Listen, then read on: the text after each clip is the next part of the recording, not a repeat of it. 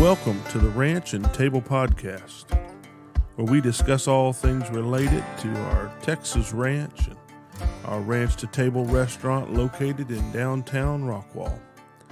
I'm your host, Lee Wells.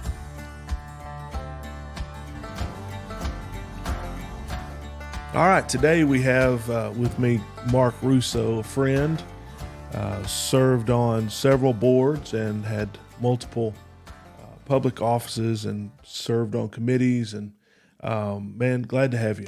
It is an honor to be here. I appreciate you and appreciate your friendship. It's great. I know we have great talks, so I can't wait. Thank you, man. I agree. Always enjoy time to get around and chat. Man, tell us a little bit about what you've done and some of the history so our listeners know kind of who you are. I'm kind of like Forrest Gump, but different, right? My life has been very blessed, and I've just been given opportunity. And I always say that when given an opportunity, take that opportunity. Don't waste the opportunity. So I wasn't expected to be much in life. In 8th grade, I was voted most likely to be the garbage man. But through the years, I've served through Toastmasters and various presidencies. I served as the executive director for the Texas Young Republican Federation. But it really all started, I got appointed by Tim McCallum, who was on city council at that time, to serve on a historic preservation board. And I kind of really got my taste there. And then I really wanted to run for council. I just want to serve my community. I just wanted a chance. And then later I was asked to run for Justice of the Peace. I always thought that'd be a neat job. And I've also currently served as a chairman for the Historical Commission for the county. I love history. And if you don't know where you've been, you don't know where you're going. So I think it's all-encompassing. Government and history have been my two favorite passions in life, besides some other things, but like pro wrestling. But it's just great to be able to give back to others and be a servant leader. Right. And making a difference in other people's lives unselfishly. Like really helping others is what matters. Right. So you served on the Rockwall City Council for 4 years. 4 years. Mm-hmm. And then you're currently Justice of the Peace, serving a decade now, 10 years. Wow. And I will be serving my third term out for 12 and getting ready to run for re-election. Okay. Very cool. I appreciate all that you've done. And I know that we're going to talk about some things that you're going to probably be real modest about, and you're going to try not to, deflect some of the things that I'm going to try to say. But I want to just set it up by saying there are things that have come about in Rockwall because of your voice and because of your passion. And one of those is downtown as it is today. And so now we see Downtown Rockwall as a thriving, happening place. I think we're, 95% occupancy, something like that. It's hard to find a place open down there to rent or to own. And it wasn't always that way, was it? No, almost 20 years ago. So in 2006, before I was even on council, I just moved into my house and I went to 7-Eleven downtown on the square. And as I was walking back about 9 o'clock at night, a police officer goes, "Hey, what are you doing down here?" I go, "What are you talking about?" He goes, "It's closed. What are you doing in downtown?" I'm like, "Just going home." And today, no one would ask that question. Like, it's lively. There's people. People are using every part of the building in downtown. People like to be there. The history. Well, we had some good things back at Christmas time, like carriage rides and things like that, and that's disappeared. But overall, I think we're in a better place. And of course, when I got on council, we had Main Street program, but we were integral to that. But really, it was give us a chance. And there may or may not been a council member said, and never in a million years will you even generate $1,000 worth of revenue from downtown. What? That is a true statement. Wow. Well, now my kids, get out of the restaurant at 9, 10 o'clock.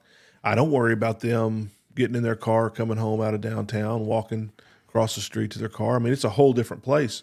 Live music, all the businesses that we have down there, events, the downtown organizations that make things happen.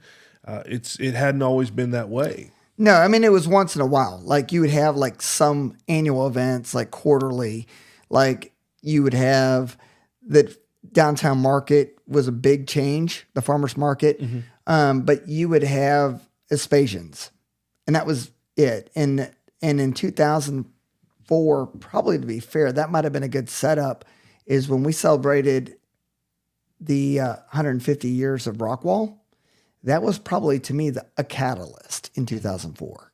That was a big deal. So people started coming around to the idea that this is a cool place. This can be something great. Yeah, we had the Hometown 2000 plan which predated me, and I carried that ball. Like it was dropped. And there's no one's going to get together. Like the people that are downtown and square, they keep fighting. We're not going to find unity. It's just not going to work. That's what I was told. Don't go chasing this. It's been failed. We tried. It will never work. They say that same thing about downtown or with the rock wall. It will never work. It's always, it won't work. Well, try. No, it just won't work. Well, I know when we had an opportunity to come lease a building and then end up buying a building downtown Rockwall, it was one of the greatest honors I could imagine, to open up a restaurant, to be downtown, to be in that environment, to be in just be where we are. When it came down through the time that you're talking about to now, it has completely changed. Just the value of buildings, the value of the foot traffic, all of those things have people want to be there. Yes. People want to be there. And, Claudette Johnson, I mean, not just Claudette Johnson, Claudette Hatfield, Carol Crow. There were many people. We had an Old Town Neighborhood Association, and it really brought those neighbors together to protect their homes to become more historic. And that was one other piece to that puzzle that a lot of people don't think plays into it. But that sense of community made that begin. And then you had Barbara Colson, who is featured down on the plaque. But she was a big difference maker, and she was passionate about it. But over council time and getting people to get that, council wasn't always on board. But we were also getting the idea of a brand new thing called the harbor at that time. Right. So everyone was like, we want to go all in on the harbor. Well, you already have downtown. But it's not broken, right? It just needs a little bit of polish.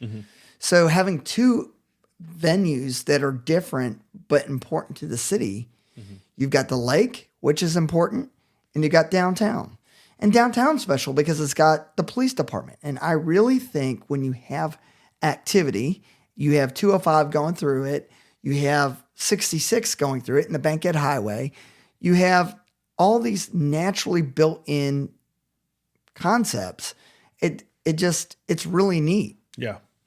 And it lends itself to more traffic and more gathering and all of that. And you've proven that, right, along with those that supported those efforts. And I'm so glad that you did. We want to talk for a minute about maybe the things that we could do now to make it even greater. Because you were a visionary in seeing what it could be when you were pulled over and asked what you were doing there. And now that it is what it is, a lot of people are saying, hey, this is good. It's good like it is.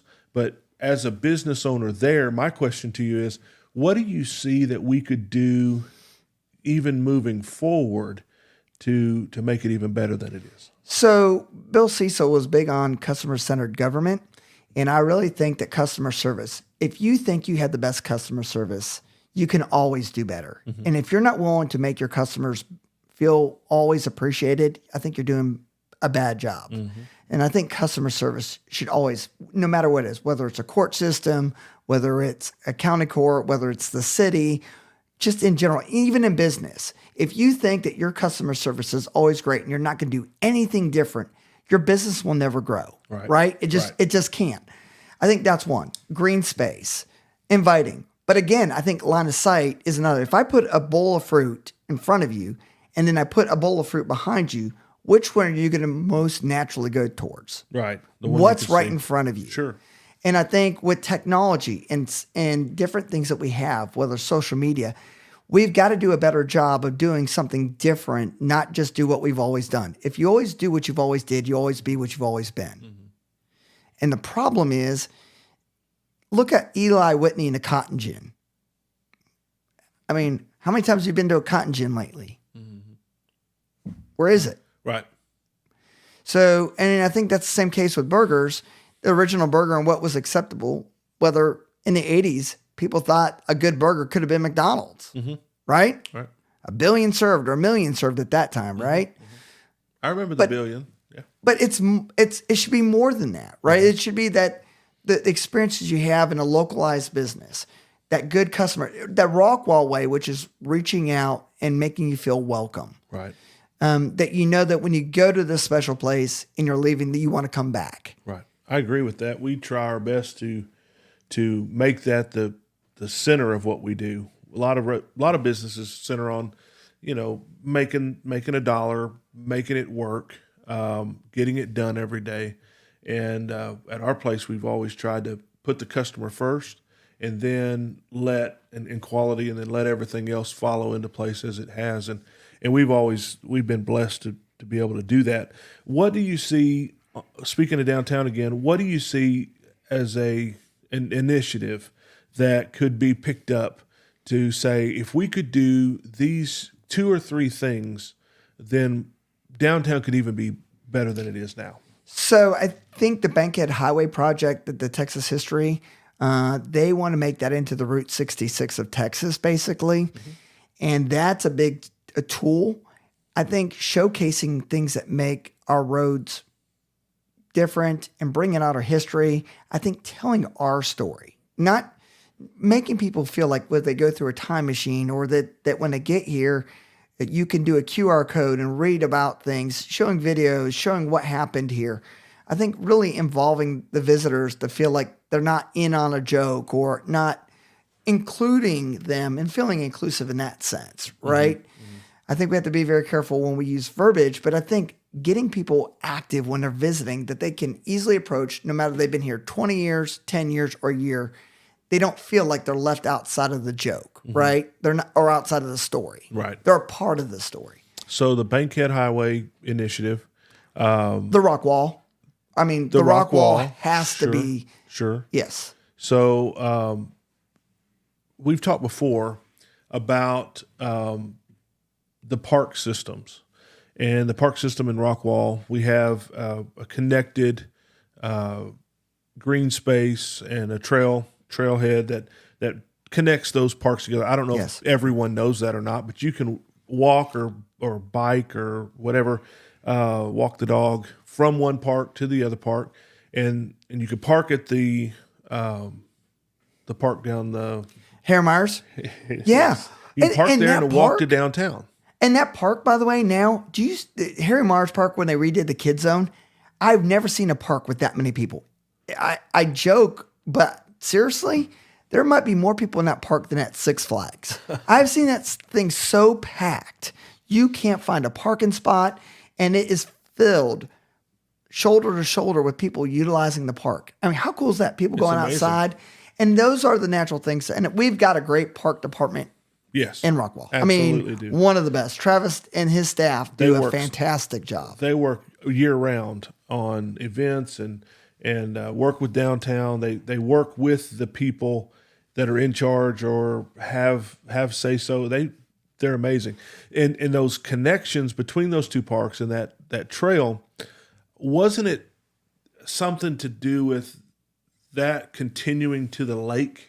Talk to me about that. We did try to do it continue like. I mean, there's been some different downtown plans, and we actually drew out the rock wall. But originally downtown, I wanted it to go all the way to the lake to 66, all the way from post to post. Is there green space that could allow for that to get there? Yes, the rock wall could be a piece of that, and then also on the other side, if we continue with the interurban road and that being the former railway. There are some great things, and we could even, honestly, connecting it to John King. I mean, John King, a lot of people don't know, that access point to point, we tried to redevelop that so the larger sidewalks, so anyone, including a horse, could go from the north side of town all the way to the south side of John King. That really was to create a walkable experience. Right. Which eventually, when it develops a little When it more, develops. it'll have some more businesses. It'll be something to walk to and buy, and not just residential sections of town, right? I think that's one of the tough things for a council member, or anytime that you have a vision. Sometimes it can be hard because first off, you think that you're always going to be, when you're serving on a committee or a city council, you think your committee is always going to be the best. I mean, that's part ego, but when you're working with good people and having, even though you might fight or whatever, looking back at it, you're like, man, we did a really good job. But the vision sometimes might not appear during your time. And so, like, some of the things when we passed on bonds like roads happened 10 years later. Mm-hmm. And so, like, what you intended 10 years ago wasn't the actual intent. Downtown's been very good about carrying out that vision. And I think, again, like San Jacinto Plaza, even though I didn't agree with it at the time because I like that line of center and I wanted cars to be able to park, and of course our parking problem and our road problem. But now you look at San Jacinto is a community place, and people are having stories, and we're doing Santa Claus and the Easter Bunny and things in there, getting that community center active again.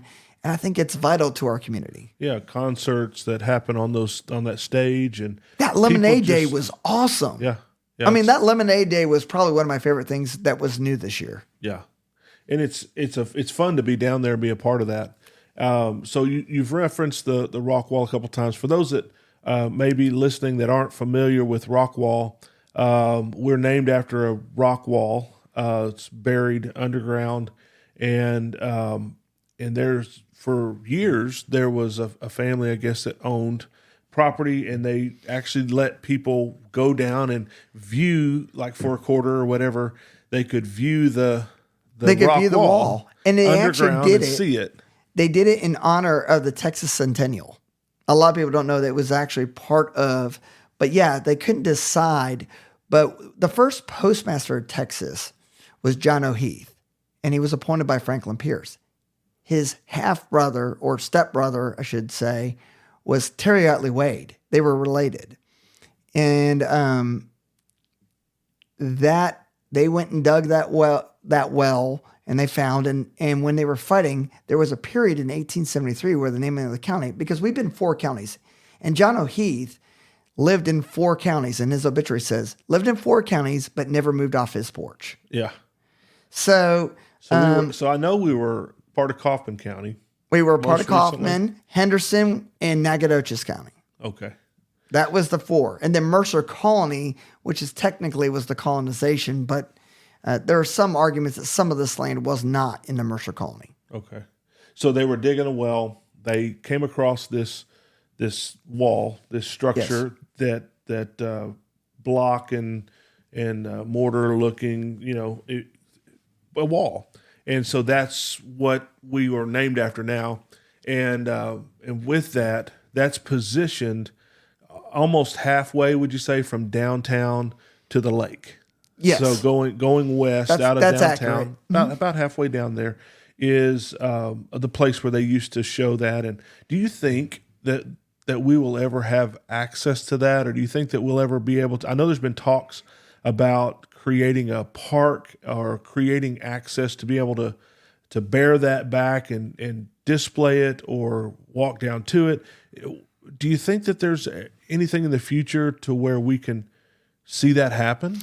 I feel very good if we had a magic 8 ball. I think if you shook it, it's a future looks bright. It's hard for me because in 2012, I put it on a bond election and it failed. And there was a period where some people thought that it wasn't going to pass and they wanted me to pull it off the bond. But I believed that lacked integrity. So I left it on there. What did it say on the bond? What were they voting on? They were going to vote for basically, I think it was a 3-acre park. And it was going to be a bigger project. It was going to include an art park, bus parking. It was really going to be showcasing. It failed by the voter. We put it up for public vote. But that was also a time where the economy wasn't strong. That's right. Rockwall was smaller town. About half of what it is today. Half of what it is. About half. And so it's a different world. It is. We live in a different world. We live in a different economy than we did when that was on the bond.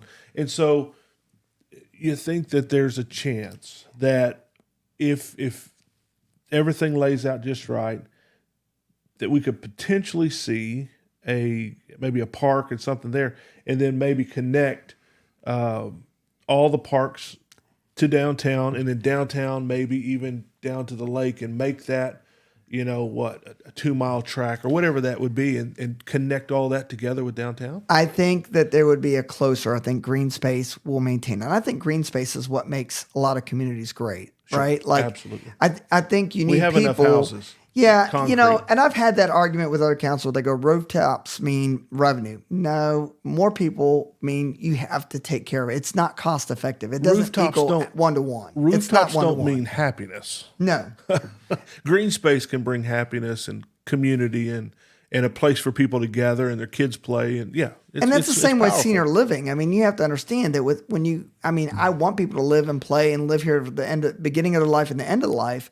But when you keep showcasing one dynamic, multifamily or more people, doesn't necessarily mean quality of life. But also it's quality people and quality amenities. And again, we have a quality park system. We got to maintain that. That costs money. Sure. So you need a good balance. But we have more people than we've ever had. So that revenue should take care of itself.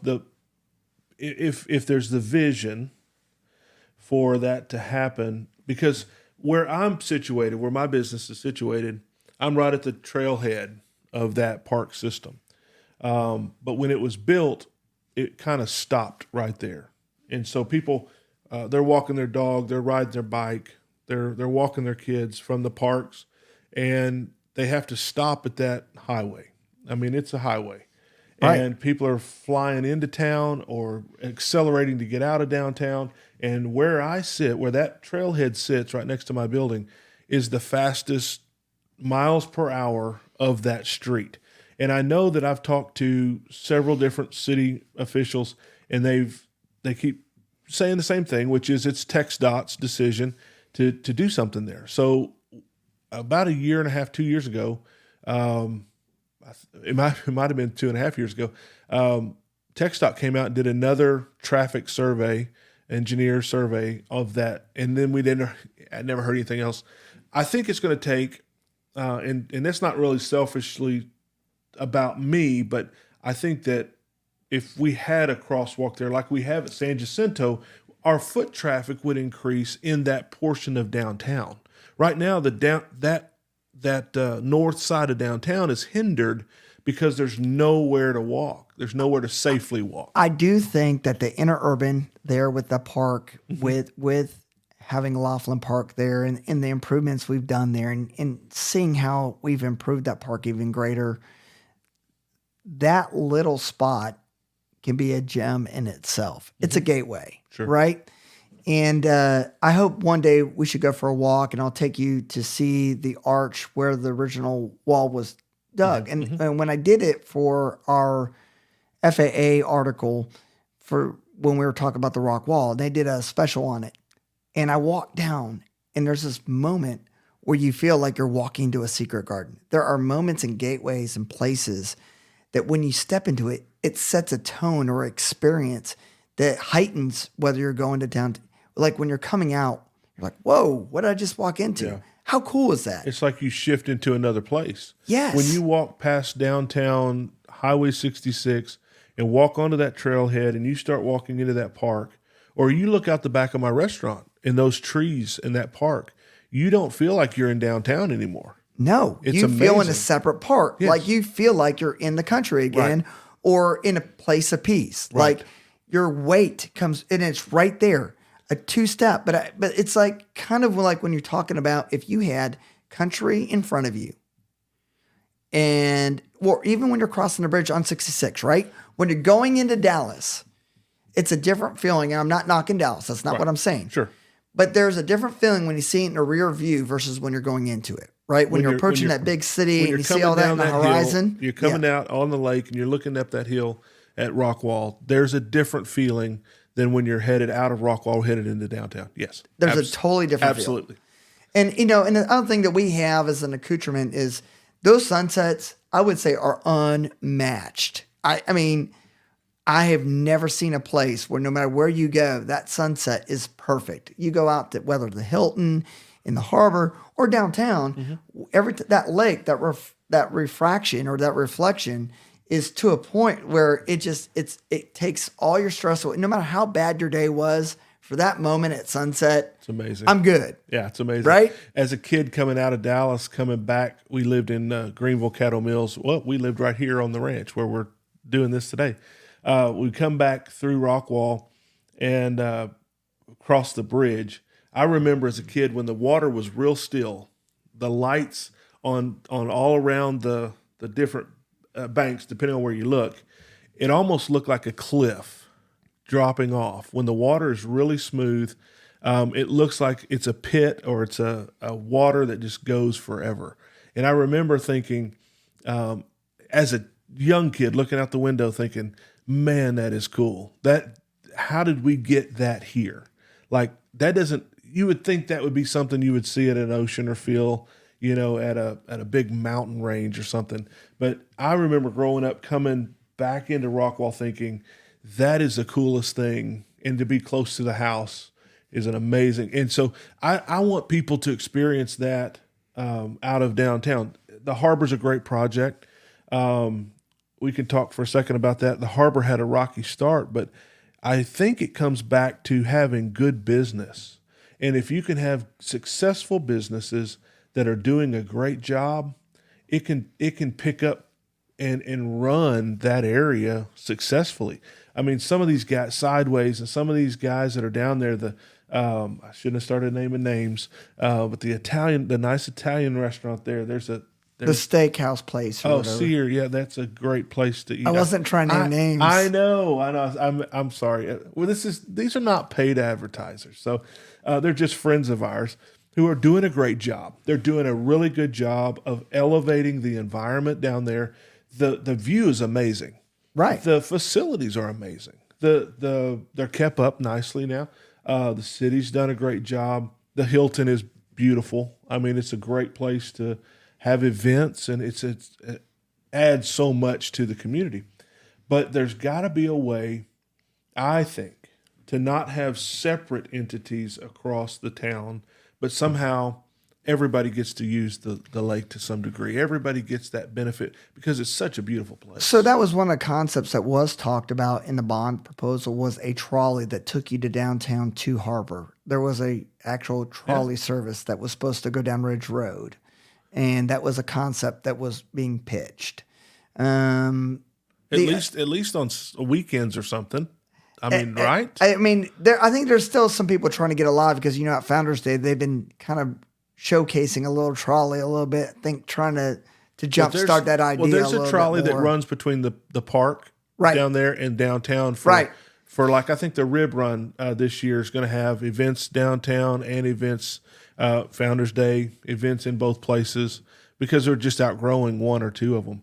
But I think that if we could make transportation a little easier between those places, it could help maybe even open up a trail type of connection to if we could maybe someday see a park there at the Rockwall and then go on down towards the lake. I think those things would take us from a really good downtown to a unique place like no one else has. And I think we've talked before about how the beauty of a place is the uniqueness of the place, not trying to be like anybody else, not trying to do what other people are doing. But I want to ask you this, and I don't want to be these people. I don't want to be these towns. These towns, yeah, that I'm about to mention. But I want to bring out a couple things that I do like about them. When you talk about places like Fredericksburg or Green, they have their own uniquenesses. They have their own layouts, but they've become a destination. They have on their own built such a place that people vacation there. They drive there. They spend the weekend or the day there. And what would you see Rockwall needing to do? And not to necessarily be, we don't have a Green Hall. We don't have a historic, music venue like Green Hall here. But what could we do to be more of a destination, not just enjoyed by festivals of Rockwall County? So I really think that it has to be that you have to invite and encourage innovation, new ideas. One of the lazy things I see a lot of cities as they're growing is they keep going, I want enter in a Trader Joe's, HEB, bring me these generic Right. copycats. Bring me some chains. Yeah. Chains aren't bad. No, they're That's not. not what I'm saying. They're not bad. But what I'm saying is you can have some of that, but you have to have new innovations and new ideas and unique. Cookie cutter and having every home look alike isn't going to be the answer. Right. You want to have something that invokes a personality and a difference. And we've got a lake.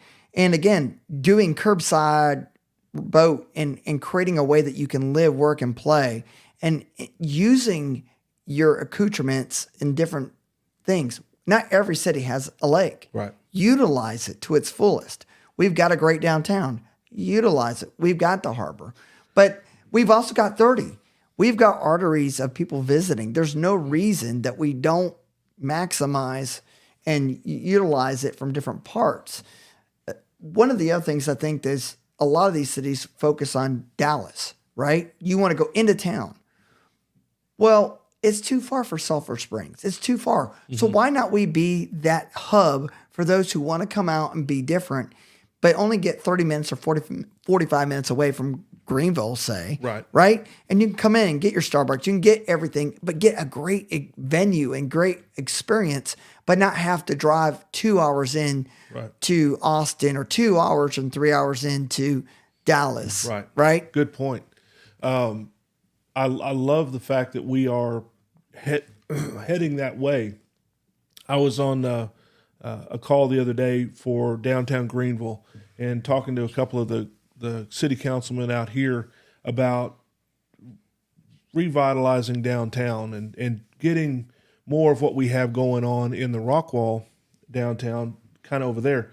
And one of the challenges is heavy traffic, which we've dealt with. 69, the different thoroughfares that come downtown, the heavy traffic off of 30. There's just some 380 runs through there. There's just some big numbers they have to deal with.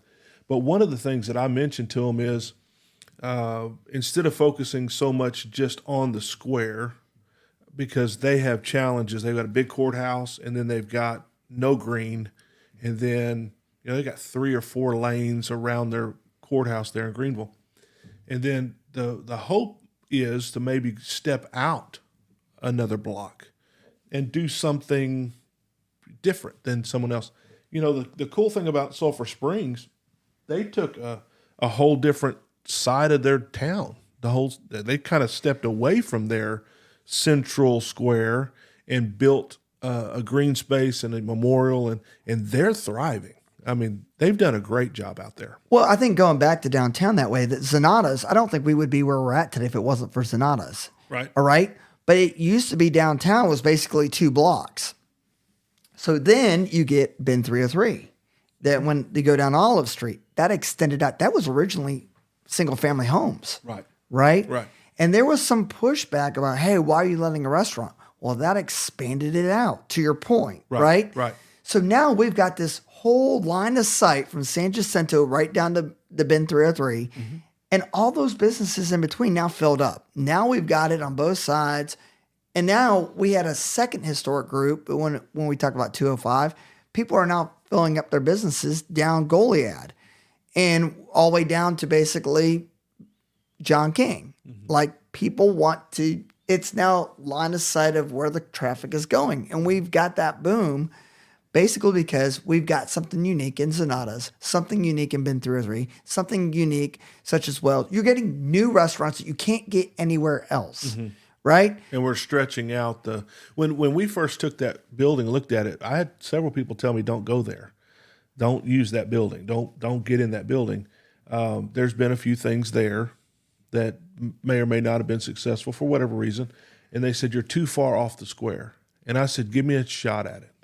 And now what we've been able to see is we've kind of filled that corner up with business. And there's still a couple 9 to 5 businesses that are out there in between.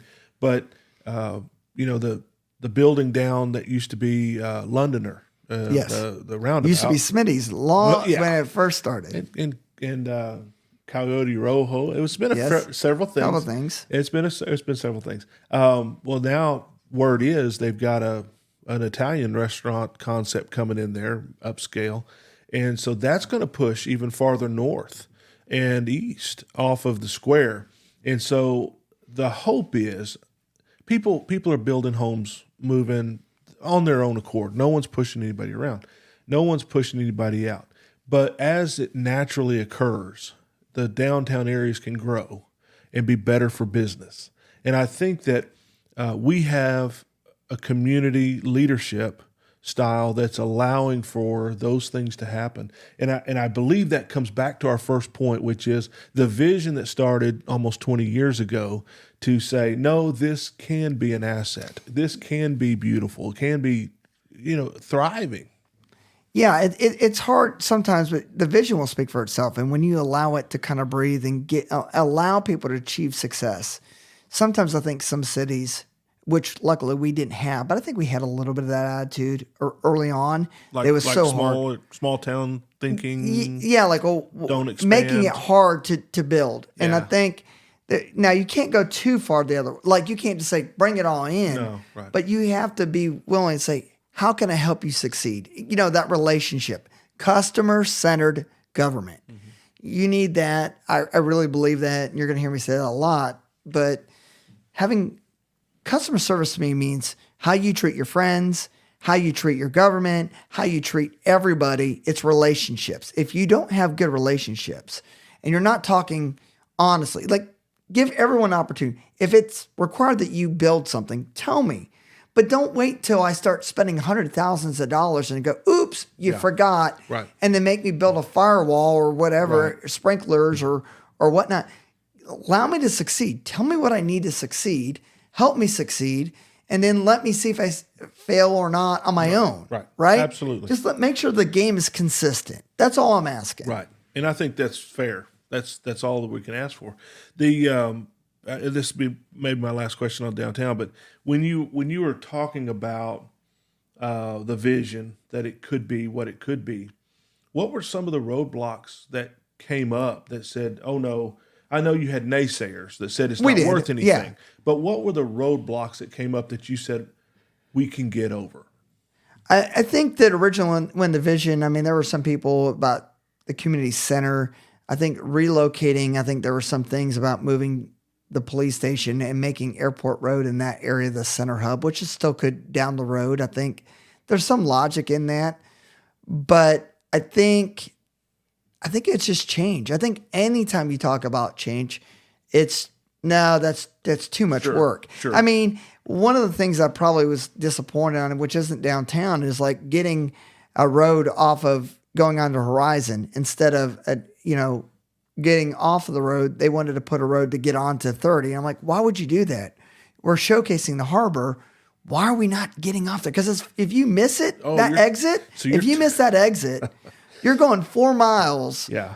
2 miles out and 2 miles back. Yeah. So for those that are listening, if you're talking about coming into Rockwall from Hunt County or coming east to west towards the lake, if you miss Ridge Road, that is a last stop until you get on the other side of, you get all the way down to Dow Rock. And that's it. You have to go make that 4 mile trek to come back. I wish there could have been a sign that says, if you don't exit here, you got a gallon of gas, you're going to lose. Right? Because you got to go all the way back. Next gas station, this many miles, like you're in the desert. It's like that sign I saw once in Florida. If you don't get gas now, you're stranded. Yes. Right? Yes. So your idea was to make that an exit instead of an entrance. Yeah, to get an exit. There was, and we haven't had either one yet, but there was supposed to be an entrance getting onto 30 right there at Ridge Road by the Steak and Shake. Okay. There were supposed to be, instead of Horizon.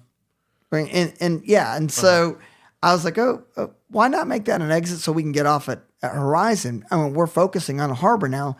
That makes sense to me. Mm-hmm.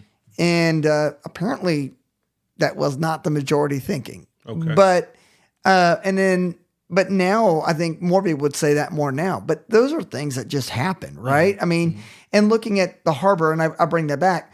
But when you have a flat piece that you can overlook the lake atop of the hill there with downtown, it's good.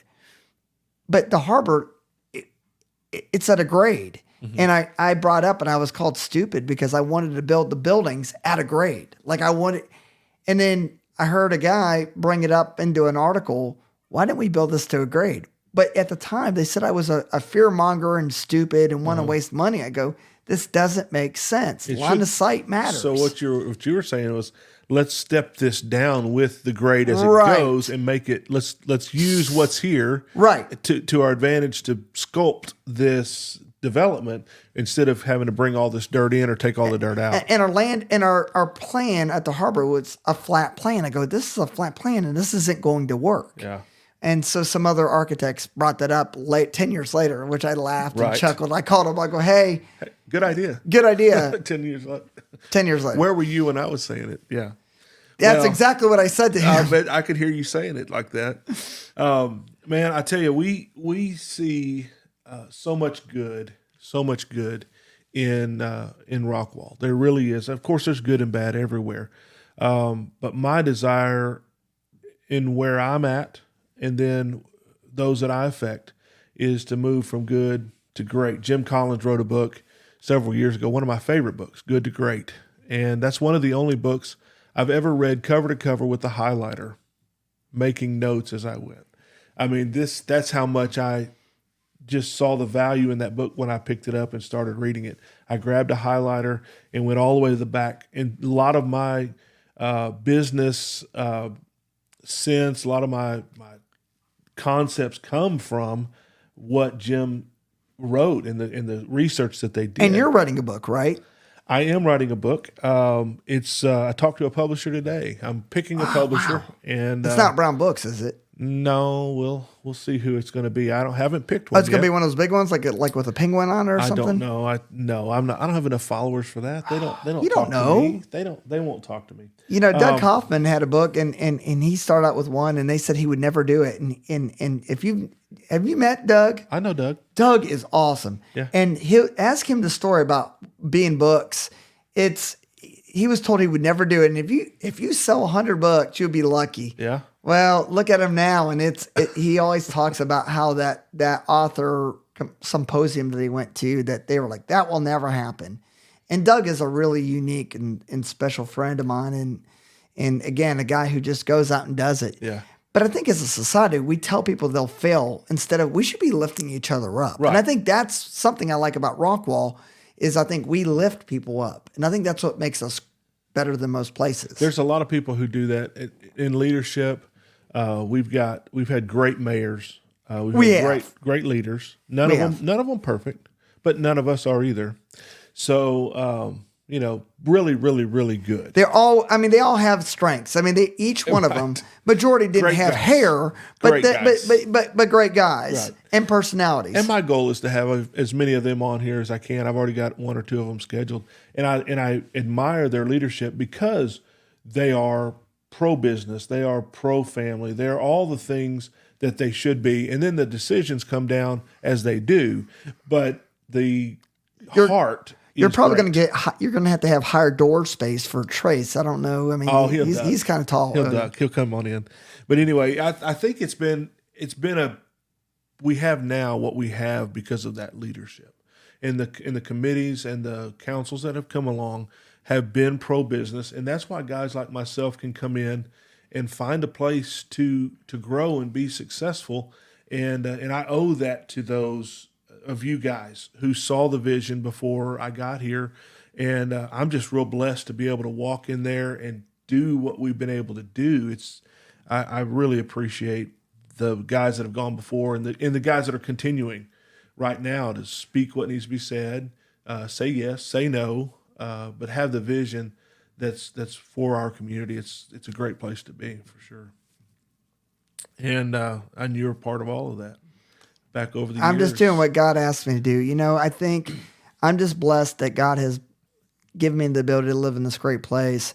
I moved out when I was 14 years old, and I just see opportunity that I'm thankful that I have been so blessed in taking me on this journey. So it's not about me, it's about the people. And again, I think having a community where when I moved, I think one of the most important things that the advice I've ever gotten was this dentist told me that move where people are successful. Like surround yourself with successful people and you'll be successful yourself.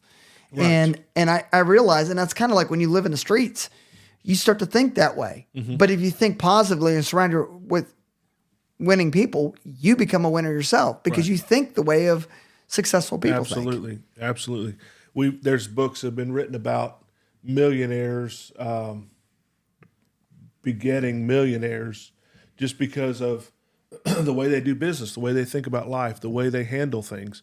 And then you have the opposite of that, and those that don't have anything at all, having people around them that don't have anything at all, and not being able to help each other out of that. I think that was the same thing I learned with our Texas YRs when we were young Republicans. That's actually what got me involved. Was I saw an article in the paper, and now I see that knowing people it'd have to be a Facebook page or something like that. But I found people that made me better. And like Kenda Culpepper, I don't know where I'd be today if it wasn't for her in her guidance. And then Ralph Hall. Mm-hmm. Ralph was one of the coolest congressmen of all time. And no matter how old you were or who you were, you felt special. And man, getting to know that I was a part and then getting to be an honorary pallbearer for him means everything to me. You know, I was in FFA in high school, and he came to one of our banquets and was our keynote speaker in Caddo Mills. I mean, we had 40, I think it was 43 graduating with me in my class, and he came not to the graduation, to the FFA banquet and spoke. I mean, talk about a humble man that loved to serve people. I'll never forget the fact that he was a servant leader, and he was humble, and he was a statesman. And I think that's kind of what I hope that I can be like, more like him in that sense of, I think, approachable, listen. Yes. And I think good government is when you listen to the people and you don't tell people how to think or act. And I think what we've got a lot more now in the political climate is yelling at people and screaming at people and telling how they're wrong and how they're stupid. That's not going to get it done. Right. Involve people in the process. You know, again, if I didn't have Tim McCallum welcoming to the process, you know, working with Cliff, even though he beat me the first time, he welcomed me back into the process. Right. You have to have people that extend their hand out. And a handshake works two ways, right? A phone works two ways. Mm-hmm. And so many times I see people go, no, I don't want to deal with them. I'm going to avoid them. Well, if you don't reach out, what's the worst you're going to say? I mean, it's the same way with dating in life. If you don't ask someone out, how are you going to know that that's the person for you? Yeah. You got to make that first contact. So what, they said no. Yeah. All right. Meet someone else that will say yes. Right. Find out what's going on in your day. How many times you get it takes 3 seconds to say, I love you. It takes 3 seconds to say, how are you? Mm-hmm. But we don't want to waste our seconds. Mm-hmm. The average person has, I think, 48 million minutes in their life. But yet we waste it on stupid, trivial things. Mm-hmm. And we worry about that. But we could have made a difference in someone's life. Just how many of those minutes? How many of those minutes do we spend mad and upset for no apparent outcome? None. It's crazy. And we could and you can make it. And I bet you, just right now, if we talked to like your producer and said, "Hey, are you having a good day today? Hey, you're important." Mm-hmm. You know, just that. Yeah. Honestly, I think that even when we talk about crime, if you started acknowledging and said, "Hey, you made a mistake. What can you do better? Do better." Right. Instead, I believe you can be better. If all I did every day, if I came in this podcast or wherever and said, "You're the worst podcaster ever. Right. You are horrible. You are terrible at what you do. You need to find another job." And you heard that every day. What's going to happen to you? Well, being the person that I'm being, you're going to fight back. I'm going to do the very best I've ever been. But I understand exactly what you're saying. But there are other people who can't do that. You're right. You're right. You and I might be different because, again, I was told I can't. You were told you couldn't. And I said, watch me. You know, I was told I would never write a book. I would never graduate high school. I was actually in, I don't know what they call it anymore, but back then it was resource classes or special ed classes, and you might not know that today. I've worked hard to get to where I am, but I'm the least likely guy to write a book. I'm the least likely guy to own a restaurant or a successful business. Little do people know this is my 7th company to begin, to launch from nothing. And one of my 7 didn't make it, and that was because 9/11 and the economy crash that happened after that. No one was building, no one was doing anything, and we had a 2 or 3, 4-year period there that was just dismal, and no leadership. It was a hard time in America for lots of people. A lot of people lost during that time. Many people lost their whole retirements and whole thing. And so the rest of those companies have all been successful, been sold. I sold one of my last companies to start the restaurant that we're in now. And so, it doesn't really matter what people say, as long as you don't have that opinion. Deion Sanders said this last week or a couple weeks ago, he said, I don't necessarily care what you say about me because I don't believe it about me, or something to that effect. But an encouraging word is all some people need all day. That's all they need to get through a day. And there's people like yourself that are encouraging. I was talking to a friend earlier today about another common friend that we have, and they said he is the most encouraging guy that you'll ever meet. And when his name's Philip Hatfield. When you know Philip, he's the most encouraging guy you'll ever meet with one leg. But there's some people that don't feel comfortable, and he is. He's encouraging, but again. Genuine. But I can't control I can't control how you think of other people. I can only control what I can. Right. I can only be me, right? Sure. And so I'm not going to let people steal my joy. Right. I'm not going to let people tear me down. Right. Again, watch me. And that was said. I mean, when I was on that historic preservation board, I wanted to get on council. I actually applied twice, and someone said that boy will never be on council ever in his life. Yeah. But here I am. Yeah, 4 years. I didn't worry about it didn't happen overnight, but I think the testing of what you have, and I think when you give all things up to God and you trust in his plan and you believe in yourself and you have faith in him, and I think when you have faith, that matters, absolutely. Right? Because he'll provide. And that's what I really truly believe, is that he will provide those things that you need. You might not get what you want. And sometimes I think when we pray for stuff, right, it isn't necessarily what you want, but what you need. Well, it's kind of like when we have kids and they're asking for everything in the store. They're not getting all that. Your kids didn't get everything? Absolutely. My kids get everything. Absolutely not. And that's the way it is with our prayers. I mean, he's looking at us saying, you absolutely do not need that candy bar before supper. You do not need whatever it is. And so a no is fine with me when it comes to prayers. I mean, that's why God gave me a face like this, because clearly it's not a good one to look at. So he gave me a personality instead. See, well, as we wrap up today, man, I want to do this little thing that we do. Okay. It's called Rapid Fire. And I'll let you go first. You can ask me. Of course I'm going to go first. 3 questions. And I'm going to do my best to answer those 3 questions. And then I'll turn around and ask you 3 questions. So you go into eternity, you can only have one meal the rest of your, till eternity. What is that meal? One meal. That's all I can have. Yep. And it's the same meal every day. I think it's going to have to be, a hamburger. As generic as that sounds, I eat a lot of hamburgers. Now this is not my question, but can I play you Tuesday for a hamburger today? Sorry. I couldn't resist. You can have it Tuesday when you pay for it. Okay, good. Next question. If there was a song about your life, what song would most aptly describe your life? What song would describe my life? Probably The Gambler. Gambler. Kenny Rogers. Would you know when to hold it and fold it? That's the part. You have to know when to hold them. You got to know when to fold them. Do you know when to walk away? When to run? I'll tell you real quick. today we got this crazy cow out of the woods. We haven't seen this cow in 6 months.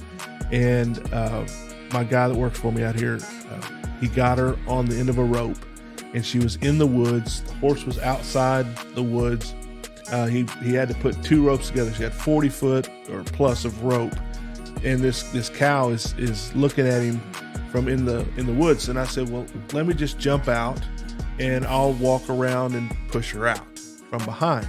Well, she was a little upset. You ever seen at a bull riding, when the guy comes off the bull out of the chute, or when they come off and then that bull turns around and tries to eat his lunch? Yeah. Uh-huh. Well, when she saw me, she headed right through the middle of a bunch of branches of a cedar tree, and she was breaking the limbs, and she was coming at me. So I jumped back out of the sight, and I said, you get ready. I'm going to come around in sight, and she's going to see me, and get ready because she's coming. Well, I step into sight, and it wasn't half a second, and here she comes full speed at me, full speed. I mean, she's hot. She was on pursuit, and I took off running as fast as I could, and I felt that hot breath against my back as I turned just a little to the left, just to kind of step away, and she, at that time, the rope caught and was able to pull her head away from me. And my guy said she was probably an inch, her back end was probably an inch from me whenever he spun her around off of me. And so, yes, I know a little bit about when to run. Well, third question. Okay. And so your book is going to become a movie. Who plays you in the movie? As what age person? Oh, see, now you're being technical. I was going to say, I guess baby you and an old man you. Okay. Yeah. Baby me. That's 2 questions, but okay. Baby me. There's a family that lives right behind the restaurant, and I should know their name. I'm sorry, I don't. Baby you. Baby me is their oldest son. He's an adorable, We'll call him Little Lee. Little Lee back there, and he rides his tractor across the yard, and they play out there. That him and his they have a younger maybe a sister, and they're playing back there in the backyard together. And he's got sandy blonde hair. I had that when I was young, as a baby, and I think he would play me as an old man. I guess it'd have to be Kevin Costner. Yes. Oh, jeez. I was going to say the guy from Eastbound and Down, that guy. I could see him being a great burger guy. I don't know. I was thinking on the back of a horse is what I was thinking. All right, here's you ready? I'm ready. You ready? All right. Ready. So what's your favorite all-time burger at Wells? So it would be the Russo burger, technically. I don't have that anymore. But you said all time. Okay. You're talking about technicalities. Okay. All right. So there was a burger, and it was the Russo burger. Yes. Which was the German brat and the burger. Yes. But now it would be a hot dog. Yes. Which were good hot dogs. So would you say the German burger today? German burger today. Yeah. Yes. With the sauerkraut, bacon. Yes. Spicy mustard. Spicy mustard always wins. Grain mustard is, I don't know, there's something about grain mustard that just is, that flavor is just, it's like kind of you eat it and bite. Just pop. Yeah, that bite. A little bite. Mm-hmm. All right. So that was first question. Second question, what is your favorite pastime? Favorite pastime, pro wrestling. It's a big deal. It made an impact. I had a friend who passed away in 6th grade of bone cancer. His name was Joel. And Baron Von Raschke and Georgia Animal Steel made him feel special because he was losing his hair. As you get older, I've been to 5 WrestleManias, been in the ring myself. I have a cruiserweight championship. It's just Pro wrestler Mark Russo. Yeah, and his first name's Jimmy, last name, we'll just leave it at Jimmy. Jimmy? Yeah. All right, here's the last question.